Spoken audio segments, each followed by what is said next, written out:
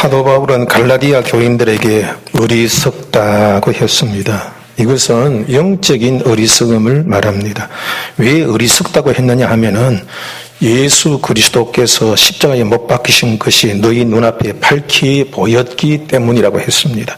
밝히 보인다는 말은 마치 큰 칠판에 글씨를 크게 쓰는 것처럼 또 플랜카드에 큰 글씨로 써서 붙여 놓았다는 의미입니다. 다시 말하면 사도 바울이 갈라디아 교인들에게 십자가에 못 박힌 그리스도에 대하여 너무나 명백하고 분명하게 똑똑하게 가르쳐 주었다는 겁니다. 그리고 갈라디아 사람들도 사도 바울의 가르침을 듣고 똑똑하게 알아듣고 이해했다는 것입니다. 그런데 그런 갈라디아 사람들이 흔들리고 있습니다.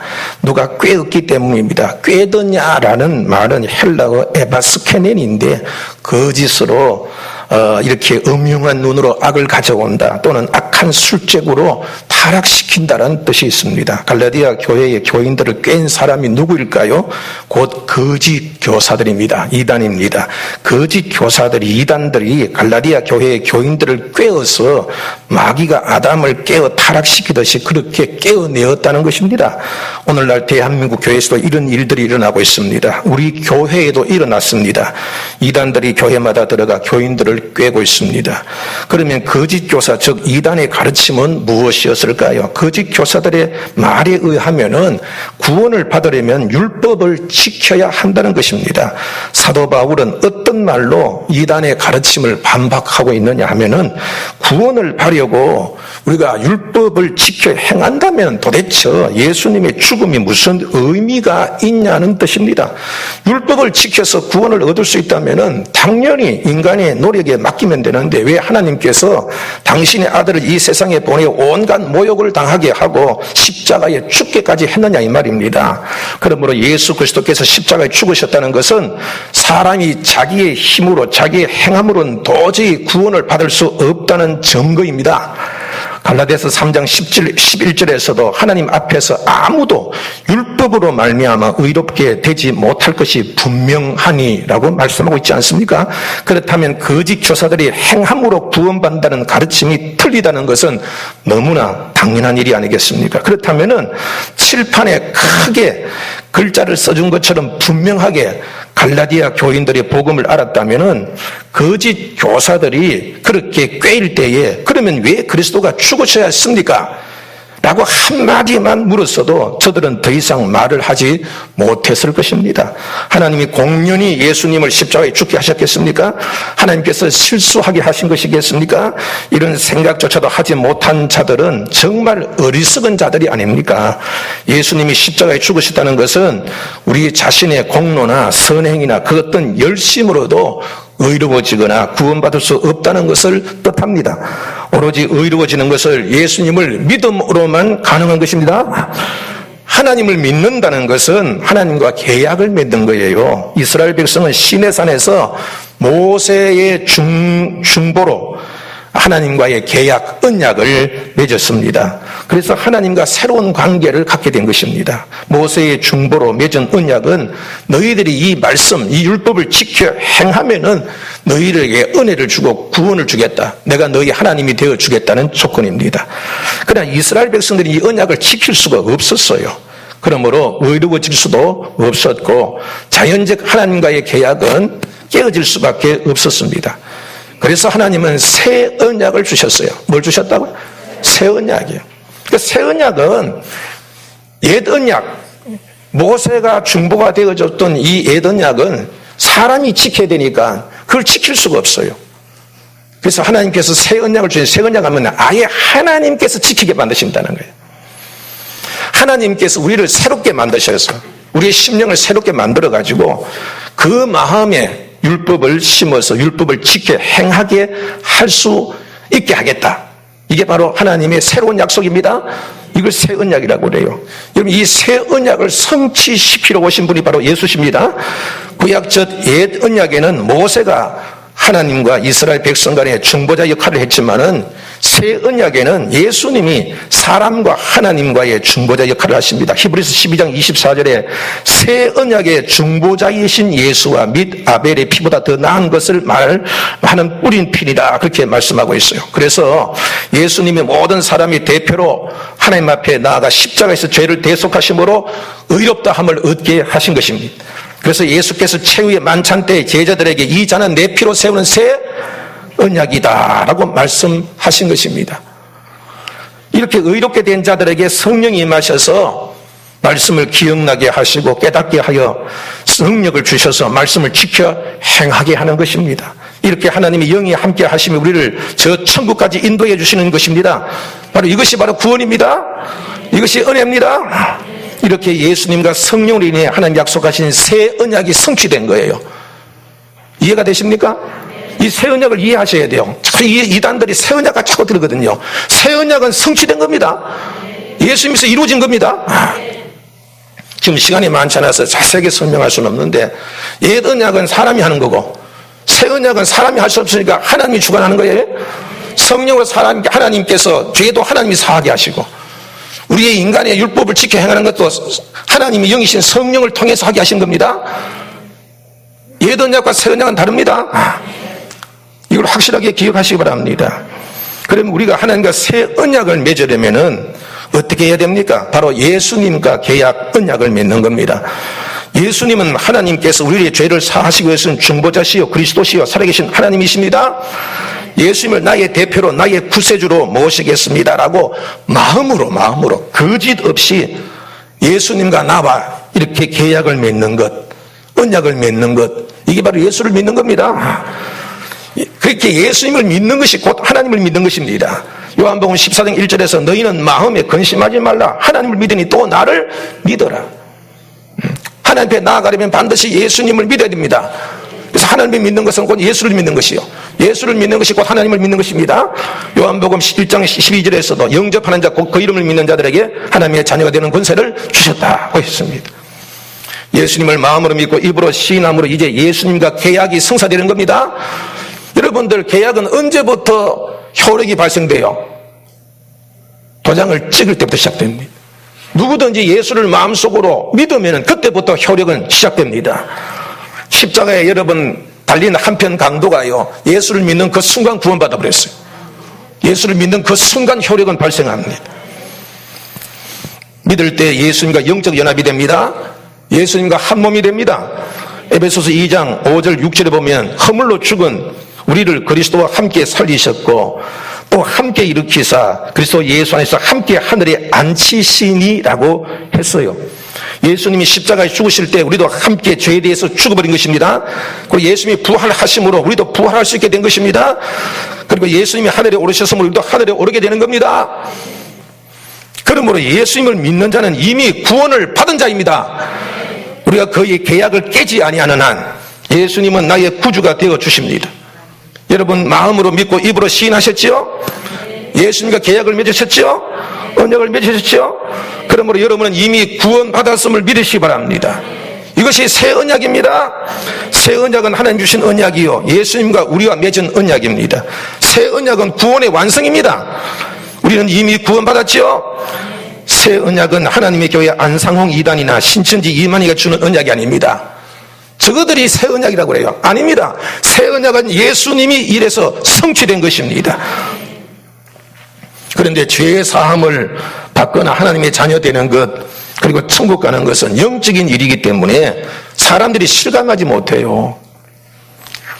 더구나 예수님을 처음 믿을 때에는 회개하고 깨끗하게 되었는데 갈수록 죄를 짓게 될 때 내가 과연 죄 사함 받았는가? 과연 나는 하나님의 자녀인가? 나는 천국에 갈 수 있을까? 이런 의심을 갖게 됩니다. 이것이 바로 사탄이 노리는 점입니다. 네가 구원받을 공로가 있어야 구원받을 게 있느냐? 응? 네가 한 것이 무엇이 있느냐? 그러니까 네가 죄 사함 받으려면 뭔가 선한 일을 해야 되고, 구원받으려면 뭔가 해야 될 거 아니냐? 전도를 하든지 돈을 갖다 바치든지. 그러니까 자기 자신은 구원받을 자신인데 그렇게 하면 구원받다니까 죽기 살기 따라가는 거예요. 하나님은 사람들이 이런 혼란에 빠질 것을 이미 아시고 믿는 이에게 성령을 보내신 것입니다. 로마서 8장 16절에 성령이 친히 우리의 영과 더불어 우리가 하나님의 자녀인 것을 증언한다고 했어요. 성령은 우리가 하나님의 자녀임을 증명하러 오신 분입니다. 성령이 계시다는 것은 예수님과 언약을 맺었다는 표입니다. 예수님과 내가 계약이 되었기 때문에, 그래서 성령이 오신 겁니다.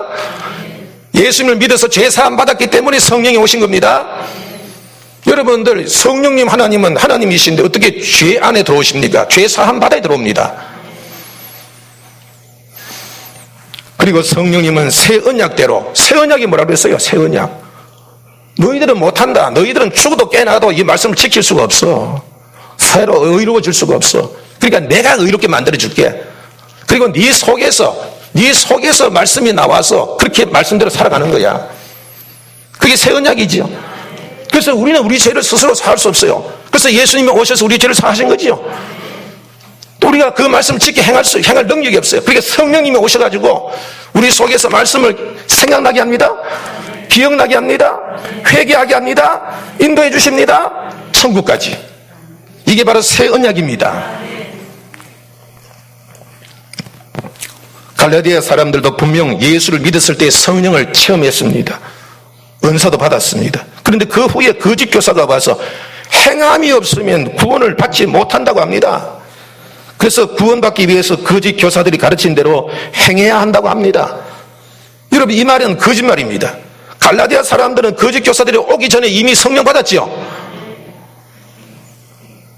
그렇다면 갈라디아 사람들은 이미 구원을 받았습니까? 구원받지 못했습니까? 구원받은 사람이에요. 근데 구원을 이미 받았는데 이 구원을 못 받았다. 구원받으려면 또다시 너희들이 이렇게 했다. 그건 얼마나 고생하는 일이에요. 예수를 믿으면 되는데 이것도 해야 되고 저것도 해야 되고 이것도 해야 되고 저것도 해야 되고. 그래서 바울은 2절에서 너희가 성령을 받은 것이 율법의 행위로냐 혹은 듣고 믿음으로냐 질문한 거예요. 저는 지금 신천지나 이단에 빠진 사람들에게 이 말을 전하고 싶습니다. 신앙생활 잘했던 사람, 그 사람들 기도 열심히 해서 성령 체험한 사람들이에요. 그런데 이제 구원받지 못했다고? 구원받기 위해서 가서 전도해야 되고 14만 4천 명 안에 들어가기 위해서 시험도 쳐야 되고 2만이나 이단들의 교주 요구하는 대로 이래라면 저래라고 줄 맞춰서 쭉 서서 군대처럼 그렇게 해야 되고 종이에요. 종, 노예처럼 삽니다.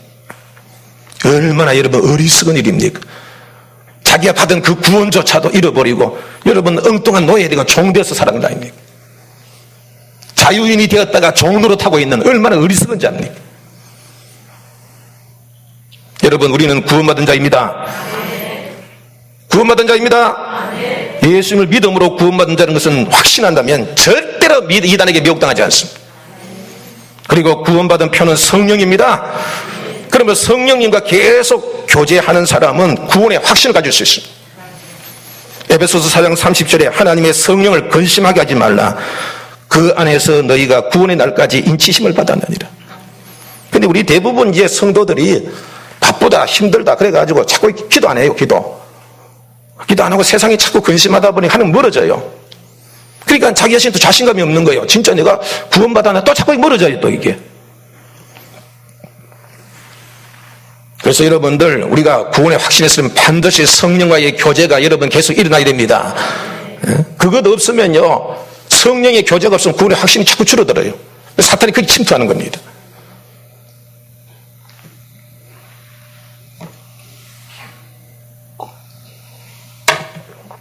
우리 신앙인들이 이렇게 세상 사는데 바빠가지고 조금 할만하면은 은혜 받았다 하면은 그다음부터 하나님께서 복을 주시면 그때부터는 막 세상 죽기 살기 하다 보면은 죄도 짓게 되고 하면 나 같은 사람이 구원받았나? 자꾸 멀어져요. 그러면 가까이 다가서기가 힘들어요. 그래서 많은 교인들이 예수는 믿으면서도 빌빌 그냥 바깥에서 돌아요. 바깥에서. 하나님께 가까이 나가지는 못해. 겁이 나고 두렵기도 하고. 여러분들, 이런 상태가 되었을 때는 3단계로 해결해야 됩니다. 여러분, 이런 경우에는 꼭 해결하십시오. 많은 그리스도인이 지금 이렇게 살아요. 옛날에는 은혜 충만히 받았던 사람이 성령 체험했던 사람들이 여러분들 나중에는 보면은 하나님하고 쭉 떨어져 살아요. 떨어져서. 첫째는 여러분들 지식으로 접근해야 됩니다. 그러니까 여러분들 계약서는요 말로 하는 게 아니에요. 글로 있으면 글로 지키는 거예요. 그렇죠? 계약은 말로 하는 감정으로 하는 게 아닙니다. 글자 문구 그대로 하면 돼요. 그러므로 여러분들, 예수님과 우리는 계약을 맺었죠? 계약을 확인합시다. 나는 예수님을 구주로 믿는가, 나는 성령을 체험했는가를 여러분들 자기 자신을 확인하는 거예요. 나는 그렇다. 지금 내가 죄는 짓고 있지만 나는 아직도 예수님을 나는 믿는다. 나는 성령을 체험하였다. 그러면 그 사람은 분명하게 여러분 예수님 안에 있는 겁니다. 예수님 안에 연합이 되어 있는 겁니다. 그리고 주님은 나의 중보자시고 또한 보증인입니다. 여러분, 내가 죽을 때까지 나를 보증 써주시는 분이 우리 예수님이십니다. 성령이십니다. 그 말 믿습니까? 그리고 주님은 7번씩 70번이라도 여러분들 용서를 구하면 용서 주신다고 약속해 주셨어요. 이런 문자로 된 겁니다. 계약서에 섞인 겁니다. 딴소리 하지 마세요. 그냥 계약대로. 그래, 나는 그래도 나는 아직도 주님과 연합된 상태다. 여러분, 이건 지적으로 생각해야 돼. 둘째, 감정으로 접근해야 됩니다. 나의 죄를 속하시기 위해서 십자가에 죽으신 그 사랑, 그 은혜를 느끼는 겁니다. 구약시대에는 죄를 속하기 위해서 드리는 속죄의 제물이 있었잖아요. 그 속죄의 제물은요, 그냥 아무렇게나 하는 게 아니에요. 다 여러분 자기 집에서 기르던 양입니다. 집에서 기르던 소입니다. 집에서 기르던 염소입니다. 그 중에서 제일 좋은 놈을 드려야 돼요. 그럼 제일 좋은 놈은 잘 기르던 거 아닙니까? 여러분 집에 있는 강아지나 고양이처럼 여러분 애완견이나 말입니다. 그런 갖고는 고양이와 같은 거예요. 그런데 그것을 자기의 죄를 속하기 위해서 죽이게 하는 거예요. 그럼 여러분 그걸 죽일 때 여러분들 그 짐승이 나를 위해서 죽을 때 여러분들은 아무렇지 않겠습니까? 아마 여러분 비통할 겁니다. 그리고 그 죽어가는 그 가축이, 그렇게 사랑했던 그 가축이 죽어가는 것을 볼 때 너무너무 그 고맙고 너무너무 여러분들 괴로울 겁니다. 여러분들 바로 예수님이 바로 여러분 그 모든 이 가축들의 짐승들의 제물이 예수님의 예표입니다. 예수님은 하나님께서 가장 사랑하는 분입니다. 가장 사랑하고 가장 흠없고 가장 좋은 것을 제물로 드렸던 것처럼 우리 하나님께서도 가장 흠없고 가장 사랑하시는 그분 성자 아들 예수, 독생자 예수를 우리를 위하여 제물로 드리겠다는 말입니다.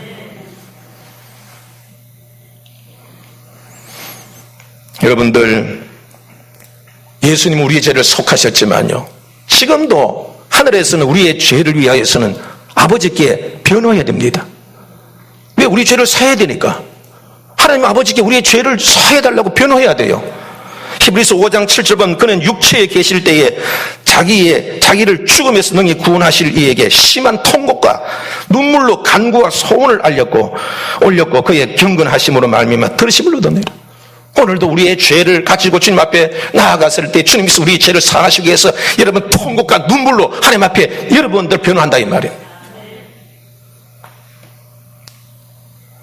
이렇게 여러분들 아직도 내가 죄인인데 나를 포기하지 아니하고 나를 위하여서 지금도 변호해 주시고 나를 위하여서 심한 통곡으로 나를 위해 친히 간구해 주시는 주님을 볼 때에 우리의 마음이 여러분 움직이지 않겠습니까?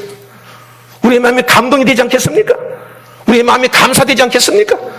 이럴 때 하나님과 우리 사이는 가까워지는 줄 믿으시기 바랍니다. 지적인 면에서 정적인 면으로 옮겨가야 되는 거예요.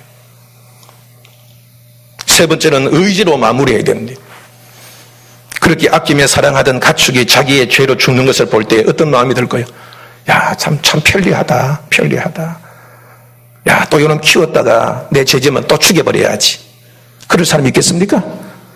그런 사람들은 양심에 화이 맞은 사람. 나 때문에 죽었구나. 다시는 내가 이 짓 하지 마라. 이 못할 짓이다. 이게 여러분들 정상적인 사람 마음 아니겠어요? 우리 예수님께서 나를 위해 십자가에 피 흘려 죽으시고 지금도 하나님 우편에서 나를 위해 친히 대제사장으로서 나를 위해서 여러분 간구하고 계시는, 아 편리하다. 야, 예수 믿는 거 참 좋으네. 죄만 지으면 회개하면 용서받고. 그거 아닙니다.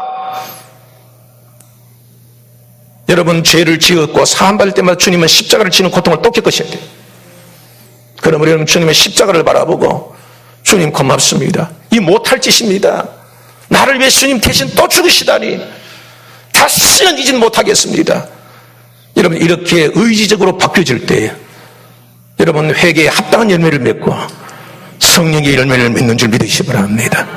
이것이 바로 새 언약 속에 있는 교인의 모습입니다. 그래서 사도 바울은 술 취하지 말라, 이는 방탕한 것이니 오직 성령의 충만함을 받아라, 그렇게 얘기한 것입니다. 우리의 심령에 성령이 거하신 만큼 사탄도 역사합니다. 여러분들 은혜가 충만하면 사탄이 들어올 틈이 없습니다. 기도하지 않고 은혜 받지 않으면 그 속에 피워지는 만큼 그 속에 더러운 것이 들어옵니다. 여러분들 성령으로 시작했다 육체로 마치겠습니까? 하나님의 자녀로 시작했다가 사탄의 종으로 마치겠습니까? 십자가와 성령만 알아도 이단에게 넘어지지 않을 것입니다. 사랑하는 성도 여러분들, 저는 2주 전에 아주 가슴 아픈 일을 겪었습니다. 그토록 내가 아끼며 사랑했던 사람이, 그렇게 교회에 충성하며 봉사한 사람이 신천지에 빠졌다는 것을 알았기 때문에, 뿐만 아니라 가까이 지냈던 교인들까지 접근해서 깨어내려 했다는 것을 알게 되었습니다. 지금 우리 교인들 중에서 이단에 빠진 자가 더 있을지도 모릅니다. 또 꾀임을 받고 있는 분이 있을지도 모릅니다. 오늘 이 말씀을 듣고 제발 어리석음에서 회개하고 돌이키시길 바랍니다. 그리고 절대로 미혹당하지 않기를 당부드립니다. 그리고 이단들의 특징을 몇 가지 말씀드리겠으니, 이제 이런 일을 행하는 자가 있으면 곧바로 저에게 연락해 주셔야 됩니다. 아이고, 내가 목사님에게 알려 일을 크게 만드는 거 아닌가? 그 사람이 아닐 수도 있는데 괜히 내가 의심하는 거 아닌가? 네, 그렇게 생각해서 알리지 않으면 결국 교회가 이단에게 휘둘리고 많은 교인들이 넘어지기만 합니다. 간첩이 아닐지도 의심이 들면 신고부터 해야 되시, 이단이 아니더라도, 이단이 아닌 것으로 밝혀질지라도 반드시 의심이 되면 나한테 얘기해야 됩니다. 만약에 여러분들 나중에 그런 접촉이 있었다는 것을 밝혀진다면 그 사람도 의심받을 수밖에 없을 거예요. 이단의 특징에 대해서 잠깐 말씀드리겠습니다. 첫째는 과장된 위기와 종말론을 강조합니다. 사람은 위기에 민감해요. 그러니까 평소에 여러분들, 평소에는 이 횡단보도 잘 지키던 사람들이 여러분들 몸이 아프다, 지금 죽게 생겼다 그러면 여러분 신호 위반해버립니다. 긴박한 상황에는 사람이 별짓을 다 하게 되어 있습니다. 그 위기감을 조성합니다. 그래서 사람들을 조급하게 만들어서 자기에게 끌고 온 경우에요. 둘째는 우리만 지식이 갖고 있다고 주장합니다. 초대계 이단인 영지주의부터 시작해서, 이단은요, 이 초대계부터 있었어요. 오늘 본문에 말씀있잖아요. 이 이단이 여러분, 사도 바울이 증거하고 세웠던 갈라디아 교회에도 이단들이 역사했단 말이에요. 초대 영지주의자들이 뭐였는지 압니까? 우리에게만 구원이 있다, 우리에게만 지식이 있다 그랬어요. 여러분, 아닙니다. 예수를 믿는 모든 자는 구원받습니다. 그럼 예수님이 오실 필요가 뭐 있습니까? 누구에게만 알려준다면. 이단들의 특징은 우리 집단에게만 구원의 지식이 있고, 구원의 조건이 있고, 구원의 자본이 있다. 우리 집단에게만 있다, 우리 집단. 그래, 왜 너희들에게만 구원이 있느냐? 그렇게 물으면 그 이유는 우리 집단에는 특별한 존재가 있기 때문이다. 그 특별한 존재는 바로 여러 가지 명칭으로 불립니다. 이긴 자, 보혜사, 재림 예수. 바로 그들이 통일교회 문선명의 신천지 이만희, 그리고 하나님 교회 안에 있는 안상홍입니다. 이런 이단들이 여러분들 한국에 200명이 넘습니다. 이들은 그들의 집단만이 유일하게 구원을 받는다, 그렇게 주장해요. 또 행함으로 전도해야만 구원받는다고 믿기 때문에 눈에 불을 켜고 자기의 가족, 친지, 가까운 지인들이 접근해서 그 집단으로 끌고 가려 하는 것입니다. 이들은 그 특별한 존재를 신처럼 받듭니다. 이만희, 문선명이, 저들 신이에요. 신처럼 받듭니다. 그로부터 구원을 받기 때문에 그를 위해서는 가정도 버립니다. 직장도 버립니다. 경제적, 육체적, 정신적으로 그 사람만을 위해서 헌신하게 됩니다. 그리고 사회의 비난이나 위협으로 위법하여 벌을 받으면 저들은 말세에 이런 위기가 온다. 그래서 더욱더 결속하게 됩니다. 밖에 거짓 정보에 속아서는 안 된다고 인터넷도 다른 것도 절대로 못 보게 합니다. 가족에게도 알리지 못하게 합니다. 결국 이들과 가족은 엄청난 피해를 보게 돼요. 이만희 죽겠어요, 안 죽겠어요? 네? 근데 안 죽는데요. 물론 이제 100세까지 살면 10년 더 살겠지요. 그 10년 동안 계속 갖다 바쳐야 되고 계속 종노릇 해야 돼요. 직장 생활도 안 하고 말이에요. 전도해야 되니까 직장 생활 안 합니다. 아르바이트 하고 말이에요. 보험하고 사람 많이 접근한 데 달려 들어가죠. 가정도 버리고 말입니다. 학업도 버리고 말이에요. 그 이만희 죽고 나면 10년 후가 되면 10년 동안 살았더니 다 허사예요. 어리석은 자들이 어리석은 자. 그럼 여러분, 이단을 구별하는 법에 대해서 간단히 말씀드립니다. 첫째는 친분 관계를 이용하거나 또는 우연한 만남을 가정하여 심리 상담이나 또는 그 사람이 필요로 하는 것을 해결하는 듯 접근합니다. 또 꿈 얘기 자주 합니다. 뭐 꿈이 어떻더라, 꿈이 어떻더라. 그 사람들의 마음을 자극시켜. 둘째는 아주 친절하게 대해서 거절하지 못하게 만듭니다. 그래서 다 한 번만 와봐라. 그러면 여러분들 그 거절하지 못해요. 한 번쯤이야. 그래서 성경 공부, 성경 세미나 등에 참석을 권합니다. 차마 거절하지 못하고 한 번 만나 가보자 하면 그때부터 코가 깨입니다. 거절해야 됩니다. 아무리 잘해주더라도요, 딱 하면 딱 끊어버려야 돼요. 성경 공부는 목사님한테 배운다. 세 번째는 가면 비유를 강조합니다. 네 번째는 교회를 비난하고 목회자를 비방합니다. 아주 평범한 것까지도 교묘하게 만들어 불평과 비난합니다. 우리 노예 지교에서는 목사님이 동성애를 비난했다고, 목사님이 정치적인 목사라고 그 문제를 삼아서 교인들을 끌고 나간 그런 여러분들 이단도 있었습니다. 여러분, 그건 정치가 아닙니다. 여러분들 성경에서 얘기하고 있는 거예요. 여러분, 구약 성경을 보세요. 선지자들이 정치에 개입했나 안 했나? 개입했어요, 안 했어요? 다 개입했어요. 성경 읽어보세요. 저 선지자들이 왕에게 이래서는 안 됩니다. 저렇게 해서는 안 됩니다. 정치에 개입했어요. 정치 잘못하면 여러분 나무랬습니다. 목사가 여러분들 이 시대가 악해져 가면 그대로 있어야 됩니까?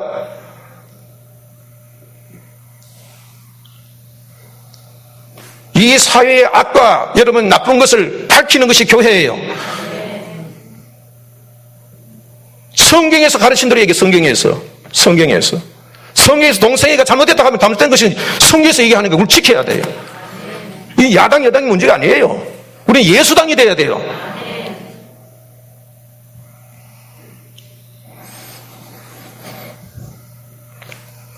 앞으로도 저는 정치적인 얘기를 할 수 있으면 하렵니다.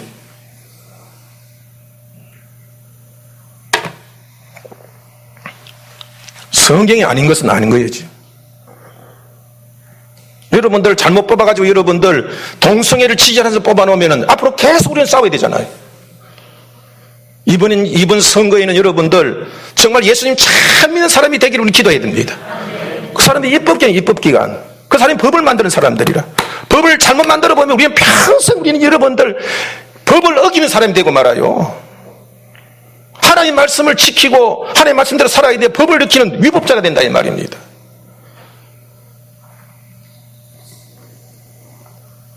성경에서도 가르치고 있잖아요. 우리는 주님 안에 있어야 됩니다. 우리는 왕들을 위하여서 기도해야 되고 모든 사람이 기도했지만 그냥 그건 주님 안에서 하는 겁니다. 주님 밖에서는 싸워야 되고, 응? 그 싸우는 방법이 뭐 총칼 든 게 아니라 여러분들 무저항으로 우리는 그냥 이렇게 얘기하는 거예요. 그냥 뭐 칼 들고 싸울 거예요, 뭐 할 거예요. 그리고 여러분, 교회와 목사님에게 절대로 비밀로 얘기해라. 뭐 비밀을 얘기할 게 있습니까? 그건 분명히 그런 얘기하는 사람 약점 있는 사람이고 이단일 가능성이 많습니다. 이단이면서도 당당하게 야 한번 가봐, 한번 들어봐봐 그렇게 하라고 합니다. 근데 여러분 그 콧게임이 안 됩니다. 그래도 나는 그래도 성경을 아는 사람인데 한번 들어보면 저게 옳고 그런 거 알 거야. 그래가지고 잘 자만하면요 그 들어가면 콧깁니다. 그 사람은 프레임을 다 정의를 끌고 가요. 응? 그래서 자만한 사람들이만 한번 들어보지 뭐. 내가 그래도 다 교리를 아는 사람이. 그 자만한 사람이 많이 넘어집니다. 우리나라에 지금 여러분 이단 종파가 200군데가 넘어요. 그들이 다 여러분 성령이라 그러고 그들이 다 재림 예수라 그럽니다. 그리고 여러분 포섭하는 방법이 너무 치밀하고 다양합니다. 그래서 우리는 조심해야 됩니다. 이단은 믿음이 아닌 행함으로 구원받는다고 그래요. 그래서 구원을 받기 위해서 저들은 교주의 노예가 됩니다. 자유가 없어요. 저들이 시킨 대로 해야 돼요. 이만희도 처음에는 14만 4천 명 놓고 내가 언제 14만 4천 명이냐 또 그래요. 그건 거짓말쟁이에요. 처음부터 거짓말쟁이에요. 사탄이. 우리는 여러분들 죽더라도 참말하라고 그러지요. 저들은 모략이라 해요. 거짓말로 할 수 있다면 거짓말 하라 그래요. 사탄입니다. 우리 우리 예수 믿는 사람들은요, 6.25 때 말입니다. 액자를, 예수님 액자를 그려놓고 밟고 지나가라 했어요. 그 여러분들 거짓말로 지나갈 수 있어요. 그래, 여러분 양심이 있는 크리스찬들은 그 여러분 신앙을 자기 자신을 밝히면서도 밟지 않았습니다. 그래서 죽었습니다. 결과가 중요한 것이 아니라 예수 믿는 사람은 과정이 중요합니다.